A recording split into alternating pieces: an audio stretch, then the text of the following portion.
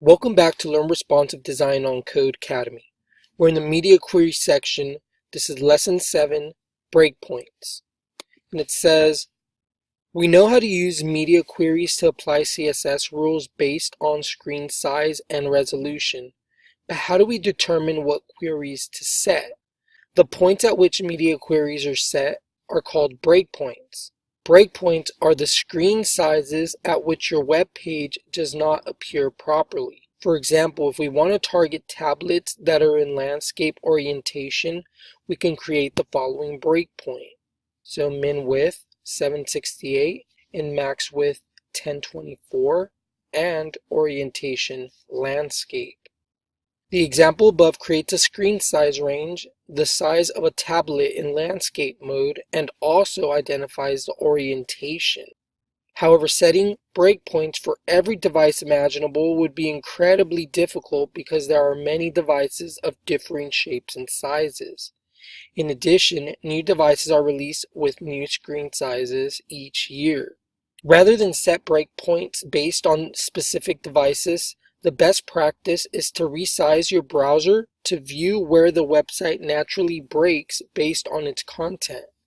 The dimensions at which the layout breaks or looks odd become your media query breakpoints. Within those breakpoints, you can adjust the CSS to make the page resize and reorganize. By observing the dimensions at which a website naturally breaks, you can set media query breakpoints that create the best possible user experience on a project-by-project basis. Rather than forcing every project to fit a certain screen size, different projects have different needs, and creating a responsive design should be no different. Check out this list of breakpoints by device widths. Use it as a reference of screen widths to test your website to make certain it looks great across a variety of devices. 1. The last breakpoint we'd like to account for is a tablet in landscape orientation. The Amazing Space website should change its format to show the gallery pictures on the right while having the logo and the description on the left. Write a media query that meets the following requirements. The screen size has a min width of 768. The screen has a max width of 1024. The screen has an orientation of landscape. So I need to write a media query that meets those requirements. We can go ahead and copy what they did here. Copy that. Go down here. Go under there. Paste. We want a min width of 768. Max width 1024 pixels. In orientation, we want it landscape. So this is actually already set up exactly how they want it. Let's go ahead and run this. So we did pass the first part. Second, it says inside the media query include this CSS.